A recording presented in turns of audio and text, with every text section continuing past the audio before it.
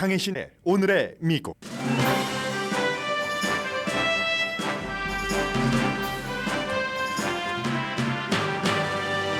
공화당은 곧 공화당이 어떤 당인지를 보여주는 결정적인 테스트를 하게 됩니다. 어제 하원 의장 후보로 선출된 탐 에머 의원은 몇 시간 만에 도중 하차했습니다. 트럼프 전 대통령이 자신을 강하게 지지하지 않는다는 이유로 그를 공격한 뒤 이탈표를 확인했기 때문입니다. 오늘은 트럼프의 전폭적인 지지자 마이크 존슨 후보가 하원 의장 선출 시험대에 오릅니다. 공화당 하원이 마피아 패밀리처럼 쪼개져 서로 싸움을 하느라 하원 의장 선출조차 어렵다는 경고가 강해집니다. 트럼프 전 대통령을 강력히 지지하는 프리덤 코커스부터 초당적으로 일하려는 그룹 등 5개 그룹입니다. 마피아 5 패밀리즈라고 표현들을 합니다. 이스라엘이 휴전을 거부하고 대대적인 공습을 이어갑니다. 가자지구 구호 작업은 중단돼 갑니다. 병원 의사들은 연료 공급을 막는 것은 환자에게 사형 선고라고 호소합니다. 연료 공급 중단에 공습 위기까지 처한 병원들도 거의 문을 닫을 판입니다. 미국 국무장관이 카타르 정부에 알자지라 방송의 반이스라엘 보도를 자제해달라는 부탁을 했다는 게 알려지면서 논란입니다. 미국에서는 보수 팍스부터 진보 매체까지 거의 친이스라엘 보도 방향, 여기에 대해선 말하지 않자 요르단 왕비가 이중잣대를 걷어치우라고 미국 매체와 인터뷰를 했습니다.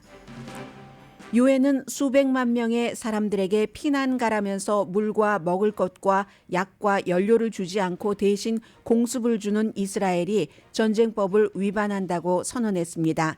이스라엘 하마스 전쟁은 지금은 휴전 아닌 확전으로 향합니다. 게빈 뉴섬 캘리포니아 주지사가 중국 당국의 환영을 받은 뒤 시진핑 주석을 만나 기후변화, 펜타닐 사태 등에 대해 논의했습니다. 두 나라 사이의 긴장이 강화된 시점에서 방문이라 크게 주목받고 있습니다. 곧 시진핑 주석과 바이든 대통령이 만날 기회도 있습니다.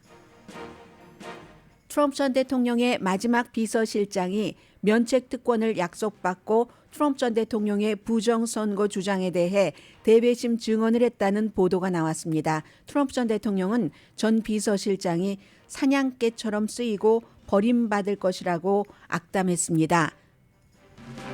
어제에 이어 오늘도 미국에서는 보스와 직원의 법적 미팅이 있습니다. 직원이 보스에게 복수하는 그런 형태의 증언입니다. 트럼프와 그의 해결사였던 마이클 코엔의 미팅인데 뉴욕의 그 사업 사기 이번 재판에서는 버팔로 빌즈, 반조비 등 예상하지 못했던 구단과 그리고 예술인들의 이름도 등장합니다. 여러분 안녕하십니까? 오늘의 미국 강혜신입니다. 미국에 살고 계신 분이라면 오늘 정도쯤이 되면 지금 이스라엘 하마스 뉴스 엄청 빅하고 뜨겁고 위험하고 또 위험합니다. 그런데 이제 공화당 하원에서 하원 의장을 뽑는 투표가 조금 있으면 시작될 것이기 때문에 저도 이때가 기회다 싶어서 지금 미국 공화당의 문제가 무엇인가, 공화당과 민주당이 전부 보고 있는 그런 점들을 한번 정리를 해보려고 합니다. 지난 3주일 동안 공화당 하원은 케빈 맥카티라는 당 지도자, 하원 의장을 버리고 반복해서 새로운 지도자를 뽑는데 지금까지 실패하길 3번, 그리고 오늘 이제 4번. 오늘은 아마 될 가능성이 좀 많은 것으로 보고 있는데요. 어쨌든 그건 알 수가 없습니다. 공화당이 헤드라인에서 말씀드린 것처럼 마피아 5 패밀리처럼 5로 조각나 있기 때문에 몇 명만 반대해도 이게 될 수가 없기 때문에 그렇습니다. 오늘 4번째 임무를 놓고 하원 의장을 선출을 하는데 이제 케빈 맥카티가 나가고 스티븐 스칼리스 비교적 온건파였죠.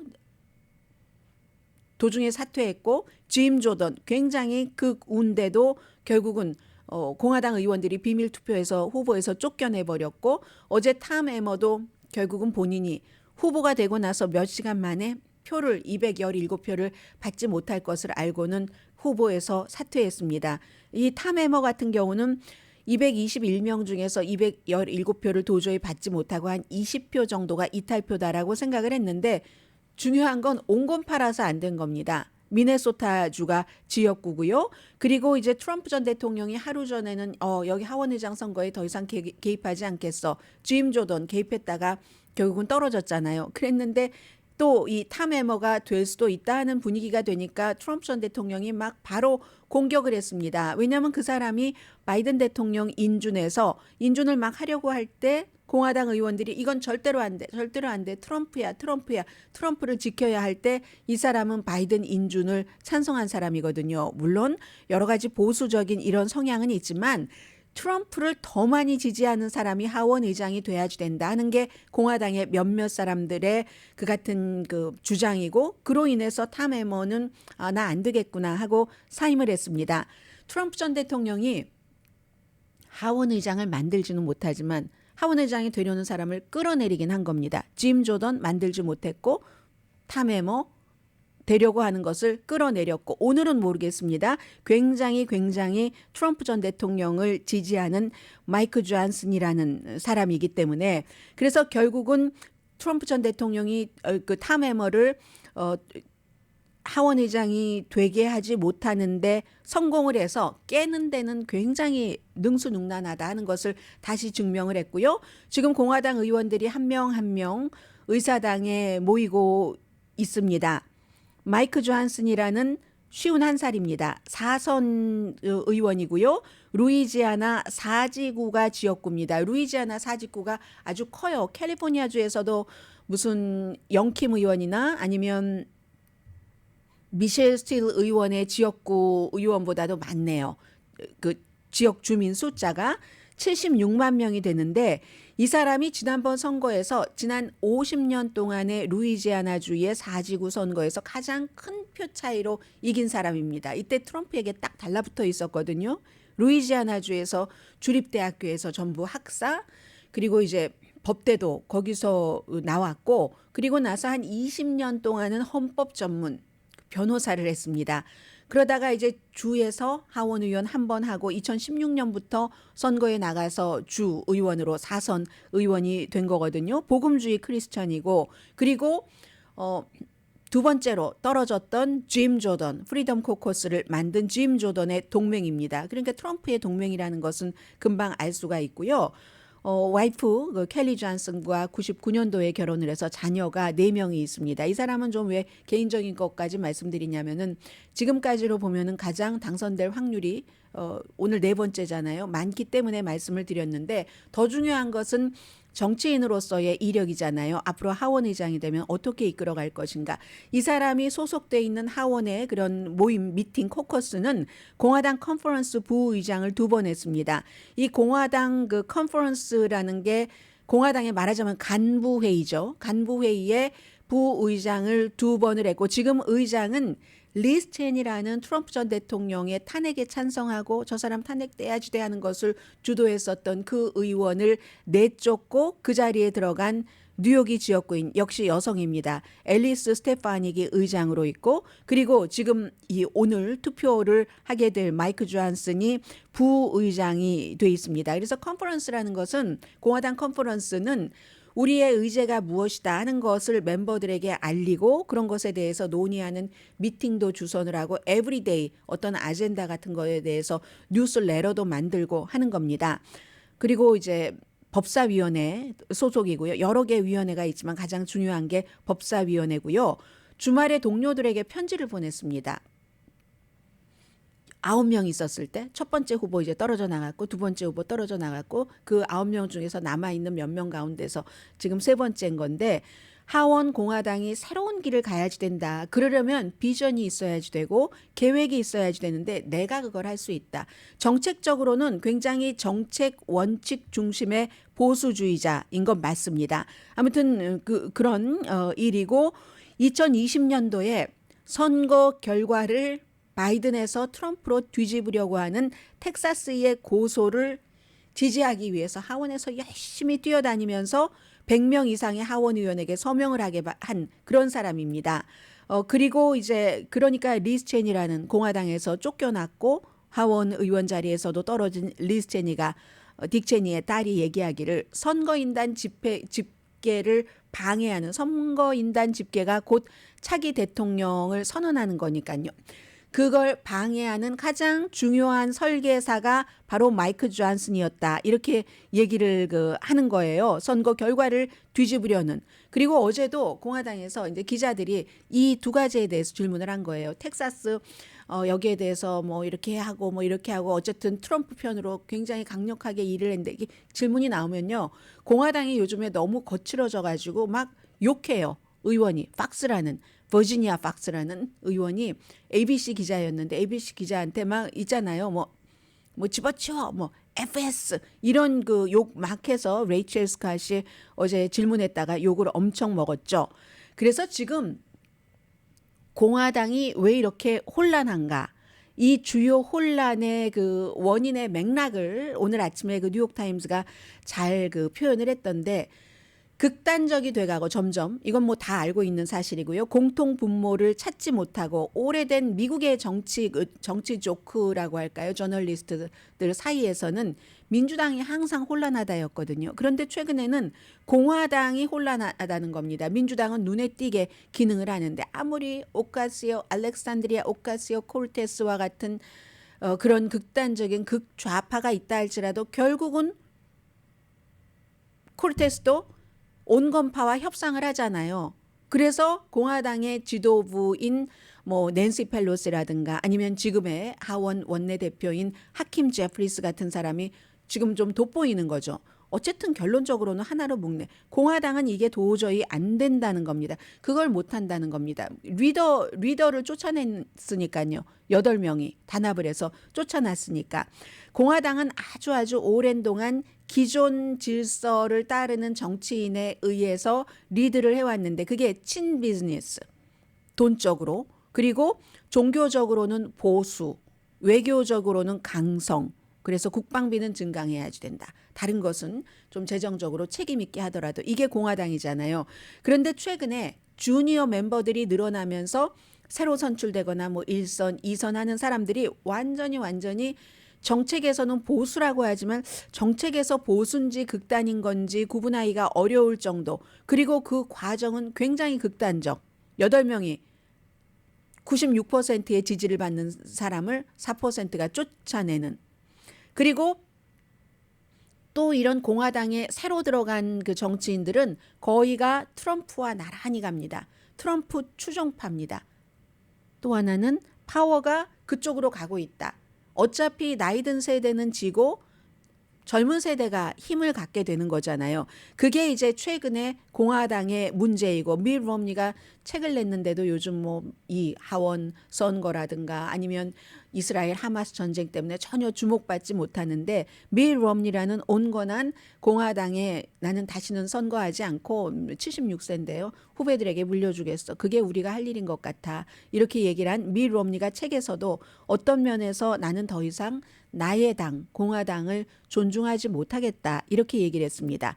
공화당 당내 분열을 Five Families라고 표현을 하는 사람들이 많습니다. Five Families 하면 1931년 뭐 이때부터 30년대 초부터 뉴욕에 있는 그 마피아 가족들 있잖아요. Five Families.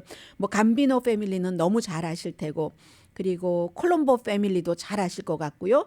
보난노 뭐 이런 식으로 나머지 2개, 5개 패밀리처럼 공화당도 딱 5개 패밀리로 나뉘어져서 하원 의장조차 선출할 수 없다 하는 겁니다. 파벌. 한국에 무슨 뭐 더불어민주당의 친명, 반명, 온건. 그러면 국민의힘에 뭐 친윤, 반윤, 온건. 이렇게 한국은 막 3개 정도잖아요. 공화당은 지금 5개라는 겁니다. 5개요. 해서 첫 번째입니다. 프리덤 코커스. 극우이고 티파리 운동 아주 강하게 지지를 했었고 뭐 2015년부터 등장했지만 트럼프와 운명을 같이 하는 이 프리덤 코커스가 첫 번째고 두 번째는 공화당 연구위원회라고 리퍼블리칸 스타디 커미티라고 있습니다. 오래된 보수 그룹으로 가장 공화당의 이념적인 것을 가지고 가는 세력입니다. 세 번째는 메인 스트리트 코커스라고 해서 이제 공화당의 221명 의원들이 이제 본인들이 속해 있는 뭐 사법법사위원회 이런 것 말고요. 그 시스템에 따른 것 말고 본인들이 속해 있는 멤버입니다. 성향에 따라서. 메인 스트리트 코커스 하면은 왠지 돈과 연관돼 있는 것 같잖아요. 공화당의 기본적인 성향인 친비즈니스. 그리고 네 번째가 공화당의 가버넌스 그룹. 그래서 재정적으로는 보수지만 사회적으로는 온건한 이런 약간 중도적인 나머지 다섯 번째가 문제 해결 그룹 해서 플라브럼 그 솔버스 코커스라고 돼 있어서 이 그룹은 초당적으로 일을 하려는 그룹입니다. 이렇게 다섯 가지예요. 프리덤 코커스, 공화당의 연구위원회, 메인 스트리트 코커스, 공화당의 가버넌스 그룹, 그리고 공화당의 문제 해결 그룹.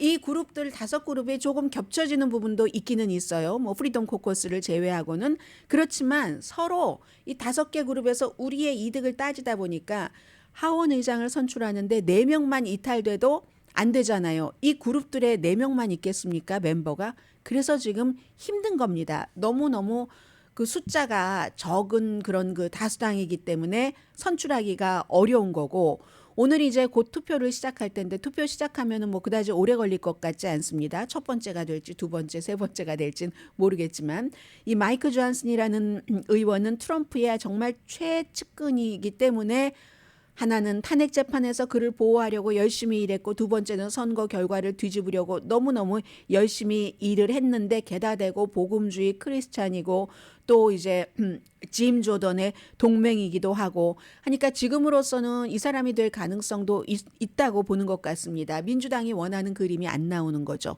온건파가 된다는 그림이 안 나오는 거고, 또 하나 패트릭 맥켄리라는 지금 그 하원 의장 대행을 하고 있는 사람에게 임시적으로 좀 몇 개월 주자 하는 그림도 뭐 나올지 안 나오게 될지 알 수는 없지만, 어쨌든 왜냐하면은 패트릭 맥켄리라는 지금의 대행은 극우 공화당이 쫓겨낸 케빈 맥카티와 동맹이기 때문에 이 맥켄리에게 파워를 주면은 안 된다라고 생각을 할 수가 있기 때문에 어떨지 모르겠어요. 그래서요, 공화당에서 쫓겨난 사람 가운데 유명한 두 사람이면 한 사람은 리스 체니고 또 한 사람은 쫓겨났다기보다 아담 킨징어, 본인이 스스로 물러났잖아요. 일리노이인데 이 사람 젊고 뭐 돈도 많아요. 꼭 정치 안 해도 됩니다.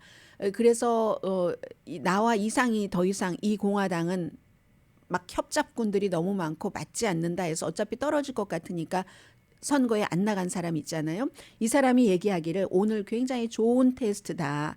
지금 마이크 존슨을 선출하느냐 아니면은 그 패트릭 맥켄리를 선출하느냐에 따라서 공화당의 앞으로의 그림이 훤하게 보이는구나. 패트릭 맥켄리를 선출해야지 된다고 생각하는 사람들이 많을 텐데 좀 꺼려할 뿐이다. 왜냐하면은 막 요즘에는 공화당에서 살해 위협까지 하고 있잖아요. 그리고 더군다나 아담 킨징어의 경우에는 이 마이크 존슨이 돼서는 안 되는 이유를, 이 사람이 원래 따지고 보면 그냥 평범하게 이제 그 사선 의원 처음에 출발은 평범하게 하다가 선거할 때 지난번에 뭐 50년 만에 가장 큰 표 차이로 이겼다고 말씀드렸잖아요. 그때 트럼프를 잡아야지 내가 이기겠구나 하는 확신이 들어서 필요에 의해서 트럼프에게 빠진 사람이기 때문에, 그래서 의사당 폭동 사건이 막 일어났었을 때요, 그 몇 시간 동안에 선거 결과에 반대하려고 막 공화당 의원들이 애를 쓰고 개표가 중단되고 했었잖아요. 그 같은데 열심히 일을 했었던 사람이 바로 오늘 그 마이크 존슨 표를 받게 될 이 사람이거든요. 그래서 그동안에도 트럼프에게 전화를 걸어서 의사당 폭동 사건에도 전화를 걸어서 트럼프 대통령에게 힘내세요. 계속 싸우세요. 국가는 당신의 결심에 달려 있습니다. 모든 법적 수단을 동원해서 바이든 당선을 막아야지 됩니다. 이렇게 트럼프와 완벽한 정치 공동체가 된 사람이다. 이게 공화당의 오늘이 정말 중요한 테스트다라는 게 공화당의 미래를 어둡게 보고 공화당을 떠난 아담 킨징어 전 공화당 연방 하원 의원이 한 얘기입니다.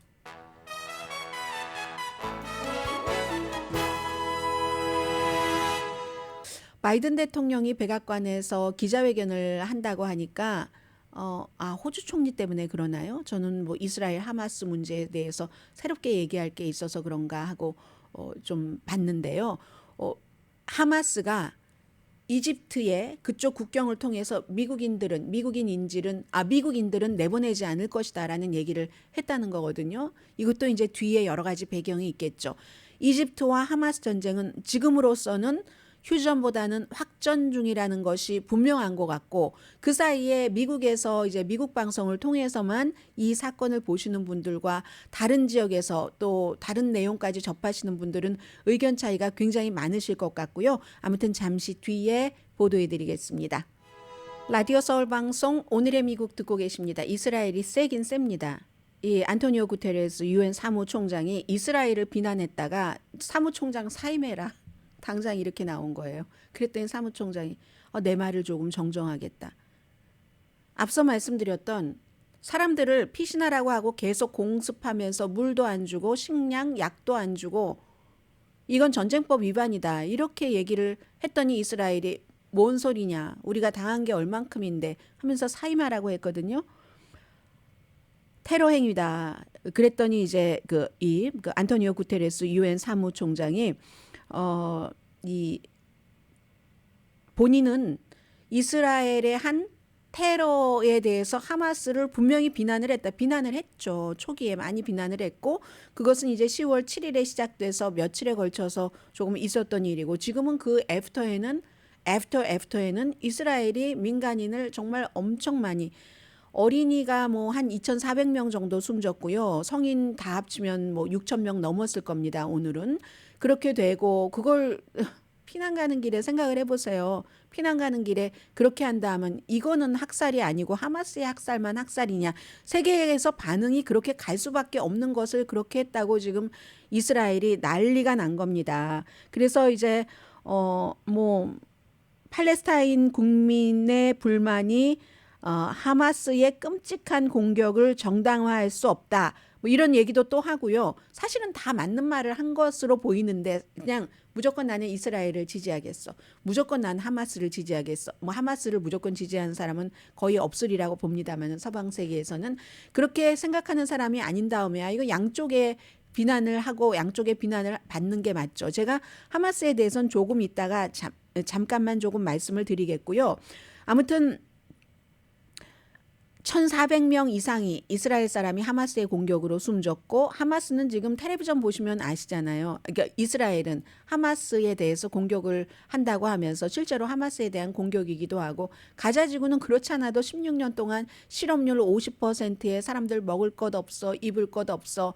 가자지구뿐만이 아니라 서안지구에서도 12살짜리 그 팔레스타인 어린이들이 막 감옥에 갇히거든요. 왜 그러냐면 뭔가 충돌이 있었겠죠. 거기서 돌 던졌다고. 돌만 던져도 팔레스타인 소년들은 감옥에 갑니다. 이런 것들을 미국 매체나 서방 매체에서 잘 보도하지 않잖아요. 그게 현실인데 아무튼 그런 일이고요. 지금 하마스가 어제 이스라엘 관계자를 만났고, 헤즈볼라 리더들이 레바논에 있는 지금 탑 하마스와 팔레스타인 그 밖에 하마스를 제외한 지하드 그런 그 그룹 리더들도 만나고 있고, 텔라비브 이스라엘 쪽을 향해서도 이제 라켓 발사를 준비하고 있고, 시리아도 스물스물 움직이고, 미국의 국방부는 이스라엘과 같이 아이언돔을 구성한 거잖아요. 아이언돔을 그쪽으로 더 보내고 있는데, 하마스는 기본 자체가요. 1988년도에 만들 때 자신들의 목표를 달성하기 위해, 목표는 이스라엘 없애는 겁니다. 이스라엘이 팔레스타인 땅에 들어와서, 하마스의 주장입니다. 팔레스타인 땅에 들어와서 팔레스타인 사람들을 48년도 이스라엘 국가가 만들고 나서 지금까지 너무너무 사륙하고 또 사륙하니까, 살아있어도 숨도 못 쉬게 연명만 하게 하니까, 그리고 지금은 피신하라고 하면서 공습을 하니까, 이제 이런 모든 것들이 이번에 처음 있는 일이 아니니까 하마스는 1988년도에 이스라엘을 없애야지 우리가 산다 하는 목표로 본인들도 죽을 준비가 돼 있는 전사, 파이터 그룹입니다. 하마스는. 그러니까 당연히 모든 무기, 폭력을 허용을 하고 대량 학살, 가능하면 많은 이스라엘 사람들을 죽게 하고 나도 죽겠다. 이번에 1,500명 이스라엘 남부에 들어간 하마스 파이터가 바로 그런 생각을 갖고 있는 사람들이잖아요. 하마스의 그 무자비함, 그런 건 새로운 게 하나도 아닙니다. 그래서 심지어는 1990년대 초부터 88년도에 만들어져서 같은 팔레스타인이지만 팔레스타인 해방기구는 뭔가 좀 온건하게 해서 어떻게 해결해 보려고 하는 이런 팔레스타인 해방기구가 협상하려고 하면 모든 그 협상을 약화시키기 위해서 테러 폭력을 사용을 했습니다. 이스라엘 내부에서도 팔레스타인과 좀 뭔가를 협상해 보려고 하면 극우 네타냐후와 같은 그 그룹에서 뭔가를 일을 저지르는 것처럼 하마스는 팔레스타인이 이스라엘과 협상해서 평화적으로 문제를 해결하려고 하면 폭탄을 던지는 본인의 몸과 함께 그런 그룹입니다. 그래서 뭐 이스라엘의 봉쇄를 지금 많이 받았고 2006년부터 가자 지구를 팔레스타인 주민들이 선출을 했어요. 팔레스타인 자치정부보다 낫다 해서 다 서쪽으로 쫓겨난 거잖아요. 팔레스타인 자치정부가 아바스를 포함을 해서.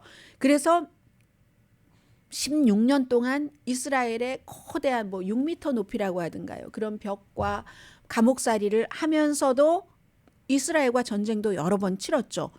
그리고 그런 고통에도 불구하고 우리가 말하자면 하마스의 경우는 팔레스타인이 나라를 갖기 위해서는 어느 정도 팔레스타인 국민의 희생도 필요하다고 봅니다. 팔레스타인은 우리 국민을 다 보호하자가 아닙니다.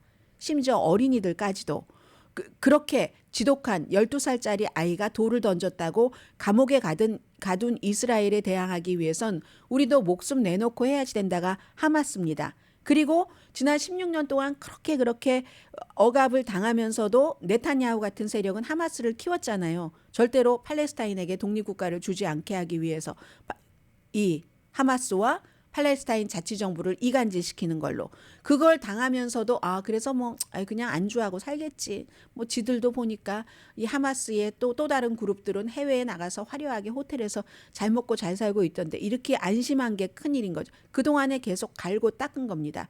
이번에 너무나 그 기량을 보여준 거죠. 말하자면 대량 학살의 기량, 업그레이드된 능력을 이번에 보여준 겁니다. 이건 그냥 평범한 테러 공격이 아니었잖아요. 이번에 완전히 본인들이 막 순교자라고 하면서 더 많은 이스라엘을 숨지게 하고 납치하고 뭐 정교한 군사적인 공격이었습니다. 테러 군사 공격이었습니다. 평화 협상에는 별 관심이 없습니다.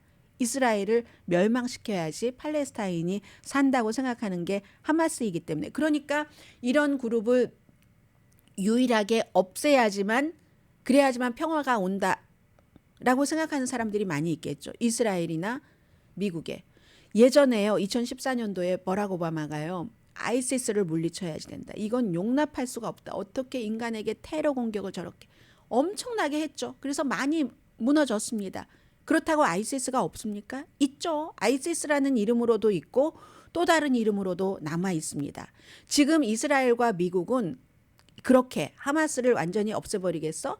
이런 생각을 한다면 오바마 시대에 했었던 그때와 똑같은 역사의 되풀이라는 얘기를 굉장히 많이 합니다. 하마스만 희생되고 팔레스타인 민간인이 희생되지 않으면 그런 생각을 하는 사람이 별로 없겠지만 하마스는 3만 명에서 4만 명, 많아봐야 5만 명인데 가자 지구에 살고 있는 팔레스타인 사람들은 많게 보면 250만 명까지 되잖아요. 누가 더 많이 더 고통을 받습니까? 그래서 지금 이런 문제. 그러니까 이스라엘과 팔레스타인은 같이 살든지 같이 죽든지 이 두 가지만 있는 거지. 같이 살든지 평화로 협조하면서 양보하면서 아니면 같이 죽든지 너 죽고 나 살자는 없는 겁니다. 네타냐후가 하려고 하는 팔레스타인 너 죽고 이스라엘 나 살자. 특히 이제 나 정치인으로서 이런 건 절대로 없는 거죠. 그런데 이제 이런 때에 앤서니 블링켄 국무장관이 월요일에 앤서니 블링켄이 주이시잖아요. 그래서 이번 일을 굉장히 개인적으로 이렇게 담고 일을 하고 있는데 중동에서도 주이시 사람들에게 그렇게 얘기를 했답니다. 내가 10월 13일에 카타르에 가서 카타르 정부 관계자들에게 알자지라 방송 좀 톤다운 해달라는 것을 요청을 했다. 알자지라가 카타르 정부가 구성을 했지만 운영 자체는 민간이 하지만 아무래도 이제 관이 들어가 있으니까 뭐 알자지라는 카타르의 소프트 파워라고 얘기하는 사람들이 많습니다. 알자지라를 보면은요. 뭐 이스라엘 쪽의 것을 대변을 별로 안 하죠. 하마스가 나옵니다. 하마스 지도자들이 얼굴은 가리고 뭐 목소리 나오고 뭐 이런 식으로 해서 그것을 많이 퍼뜨리는 것 사실입니다. 그런데 이 알자지라 또 저는 알자지라 아라빅을 보는 게 아니라 알자지라의 영어판을 보기 때문에 앤토니 블링켄 국무장관이 알자지라 영어판까지를 포함해서 얘기하는 건지 아닌지는 잘 모르겠어요. 영어판은 그다지 뭐 완전히 극단적인 뭐 편파다라고 생각은 안 되거든요. 미국이 훨씬 편파죠. 거의 100% 친이스라엘이니까 저렇게 뭐 CNN부터 저렇게 팍스까지 거의 친이스라엘이기 때문에 CNN이 조금 덜하긴 하지만 그렇지 알자지라의 영어판은 별로 그렇지 않거든요. 아무튼 이런 얘기를 했습니다. 물론 이제 미국이야말로 뭐 언론의 자유를 표방하면서 미국의 국무장관이 다른 나라에 가서 그 알자지라 좀 관리 좀 해주세요. 이런 얘기를 하니까 굉장히 좀 이상하잖아요.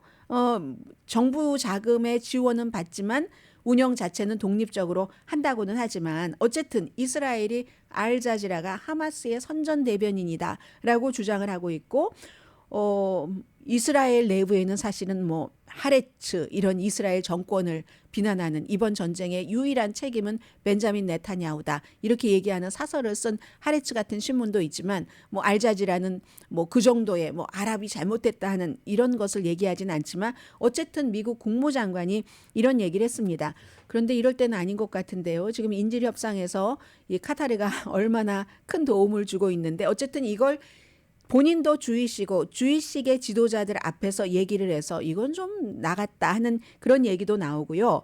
아랍이라는 그런 아랍인들이 인구가 합치면 한 4억 5천만 명 정도가 되고 한 뭐 10개도 넘는 국가에 나뉘어서 살고 있잖아요. 그런데 이제 아랍도 시아파가 있고 수니파가 있고 당연히 수니파가 다수죠. 사우디아라비아를 포함해서 시아파가 이란을 포함해서 소수고 그러나 이란이 굉장히 강력한 힘을 갖고 있고 그러니까 이란과 사우디아라비아는 라이벌이고 사우디아라비아는 지금 이스라엘 쪽으로 좀 가려고 하고 있고 하마스는 순이지만 지금 또 다른 어떤 이념 때문에 이란과 손을 잡고 있고 이런 복잡하게 얽힌 상황에서 10개가 넘는 국가에서 무슨 뭐 시리아, 이집트, 이란, 뭐 레바논 뭐 이런 식으로 요르단 딱 퍼져서 4억 5천만 명이 살고 있는 겁니다. 그런데 그러니까 이게 매체가 달라요. 카타르에 있는 알자지라는 미국의 국무장관에 따르면 반이스라엘인데 사우디아라비아에 있는 UAE 이런 또 걸 보면은 줄타기 하거든요. 줄타기를 해서 하마스 절대로 인터뷰 안 합니다. 그리고 아랍어를 하는 이스라엘 사람들이 단골로 나옵니다. 뭐 이거는 얼굴에서 딱 나와요. 아랍계냐 이스라엘계냐 하는 게 그렇습니다. 그런데 아랍에서도 전쟁이 확산되는 걸 두려워하는 국가가 많습니다. 물론 레바논의 헤즈볼라 같은 무장단체라든가 무슨 가자의 하마스 같은 또 예멘의 후티 반군 같은 이런 데는 그렇지만 나머지는 본인들이 이게 전쟁이 확산되면 그렇지 않아도 우리 정권이 좀 약하고 요즘에 반대가 많은데 더 약해지면 어떡하나 이렇게 걱정하는 국가들이 많고 이건 레바논도 그렇습니다. 정권 자체는 사우디아라비아도 그렇고 뭐 이집트와 요르단도 마찬가지죠. 그래서 걱정을 하면서 애매모호하게 하는데 아무튼 이런 때에 요르단 왕비가 딱 어제 CNN 방송과 인터뷰를 하더군요. CNN 방송과 인터뷰에서 아니 친서방 언론은 아랍의 어린이들이 저렇게 이스라엘인에 의해서 무차별하게 숨지는 것에 대해서 언제 누가 얘기를 샅샅이 심층 보도를 해봤는가. 이건 완전한 명백한 이중잣대다라고 라이니아든가요? 이 왕비가 퀸이 얘기를 합니다. 압둘라 왕의 그 부인이잖아요. 이 사람이 뭐 이집트에서 그 아메리칸 유니버시티를 나왔고 애플하고 시리뱅크에서 일하다가 왕과 만나서 결혼을 했잖아요. 그런데 부모가 팔레스타인계인 겁니다. 엄마 쪽은 뭐 터키계도 조금 섞였다고 하는데 부모가 팔레스타인계니까 요르단에 정착하게 된 것은 그 아버지는 서한지구에서 왔어요. 근데 요르단에 정착하게 된 건 하도 막 그 위험하니까 그래서 요르단에 정착을 해서 그렇게 살게 됐는데 이 왕비가 딱 얘기를 하는 겁니다. 서방 세계 언론 이거는 너무 명백한 이중잣대지 하고 한마디를 딱 하고 있거든요. 그리고 터키의 에르도안도 지금 이스라엘 방문을 취소했습니다. 하마스를 터키의 에르도안은 지금 또 본인의 정치적인 여러 가지에 따라서 해방군이다. 말하자면 독립군이다. 팔레스타인 독립군이다. 이렇게 표현을 하는 겁니다. 지금까지는 전반적으로는요. 스리랑카의 아완타 아티갈라라는 제가 이 시사 만평을 보고 나서 이 사람 이름을 보고 누군가를 보게 된 건데 지금까지는 서방과 유엔이 아무리 유엔 사무총장이 이스라엘 너무해 이렇게 한 번 말했다가 너 그만둬 소리 들었잖아요. 하더라도 예를 들어 서한지구에서 딱 군복 입은 이스라엘 군인이 총을 들고 이제 그 딱 누워 있어요. 이미 서한지구의 팔레스타인 주민이. 그런데도 총구를 딱 들이대고 있을 때는 미국과 서방 세계가 어깨 동무하면서 랄랄룰루합니다. 그런데 그 누워 있던 그 팔레스타인 청년이 칼을 딱 이 군인에게 들이대면은 그때는 막 화들짝 놀라서 이런 친이스라엘 편이라는 거예요. 지금 이제 이게 아랍권에서 생각하는 그런 그 이스라엘과 하마스에 관한 전쟁과 평소의 입장이라고 할까요? 자, 그런 것들이 차이가 너무 커서요.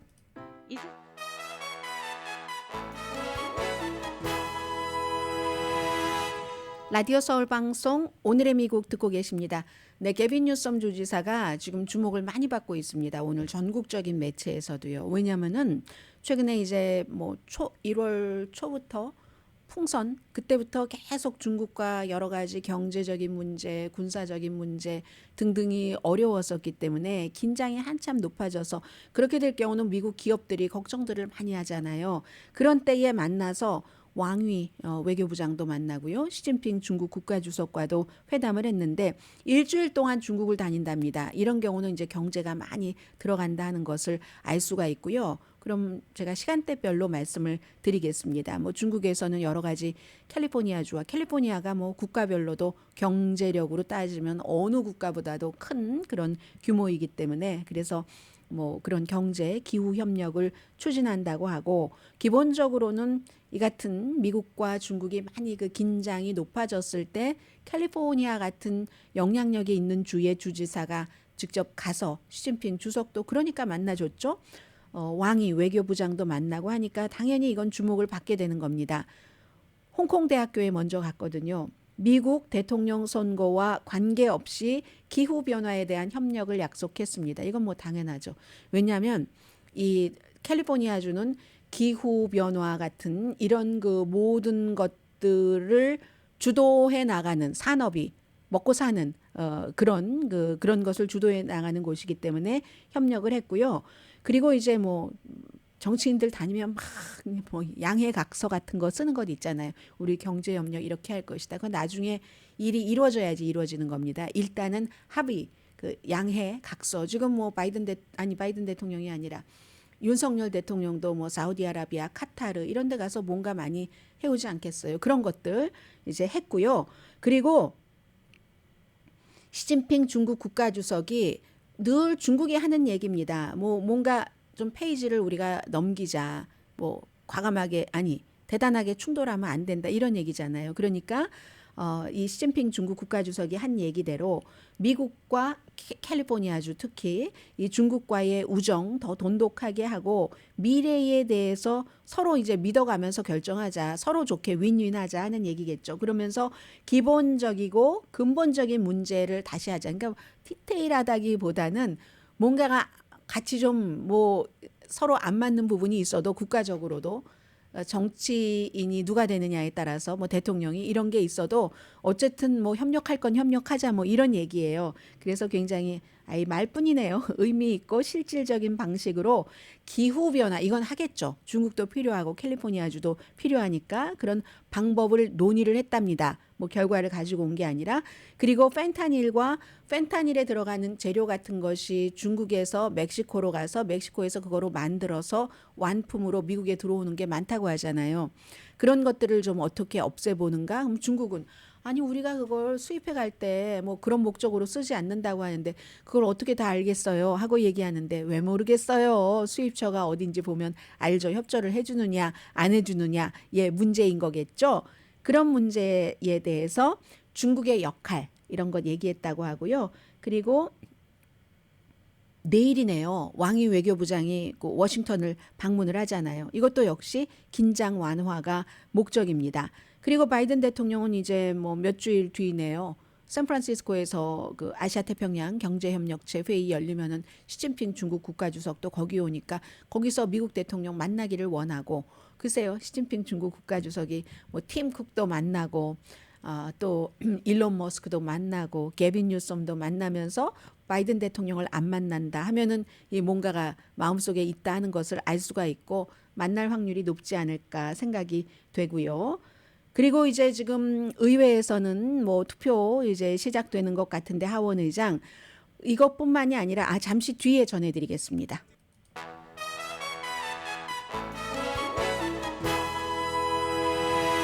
라디오 서울 방송 오늘의 미국 듣고 계십니다. 트럼프 전 대통령은 마크 메도우즈라는 전 비서실장이 면책 특권을 받고 트럼프 전 대통령의 이제 부정선거 주장에 대해서 대배심해서 증언을 이미 3차례나 했다 하는 얘기가 어제 ABC 방송에서 보도되니까 당장 어떻게 이 소셜 미디어에 쓰냐면요. 당신의 돈과 가족은 영원히 사라지게 될 겁니다.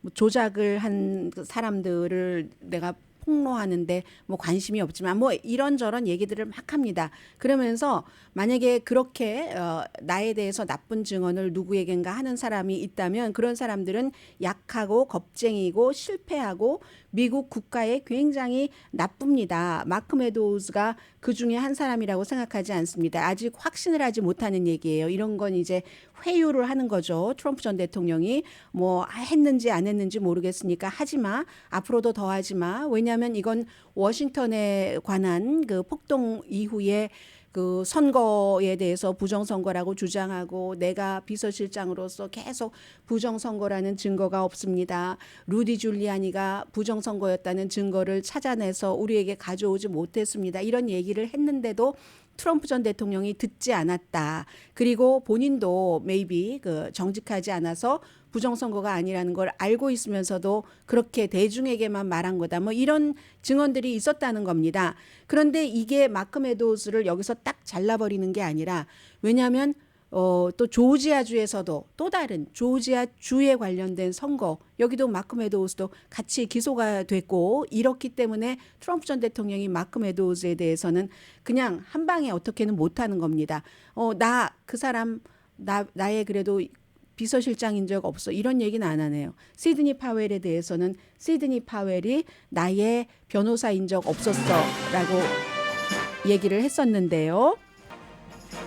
그리고 오늘 이제 뉴욕에서 이틀째 마이크 코헨과 트럼프 전 대통령이 뉴욕의 비즈니스 사기 혐의에 대해서 뭐 증인하는 그런 증인석에서 만나게 되는데 어제 보니까 마이크 코헨이 본인이 변호사였었을 때 픽서였기 때문에 트럼프가 원하는 대로 불려라 하면은 계속 자산을 부풀릴 수밖에 없었다라고 하면서 10년 전에 그 뭐 버팔로 빌스가 팔려고 내놨을 때 트럼프와 또 이제 반조비와 팀을 이룬 그 캐나다 투자팀이 서로 겨뤘었답니다. 그때도 내가 자산이 많다고 부풀리라고 했었다고 이런 얘기를 했거든요. 그래서 많은 것들이 지금 뭐 반조비가 나와요. 뭐 하키팀 구단주가 나와요. 뭐 등등 뭐 이런 여러 가지 얘기들이 나오니까 오늘도 어떠한 폭로가 나올지 모르고 하원에서는 이제 곧 새로운 하원 의장을 뽑는 투표가 시작될 것으로 보입니다. 뭐 얼마 안에 그가 트럼프를 지지하는 마이크 존슨이 될지 되지 않을지 결정될 것 같네요. 강희신이었습니다.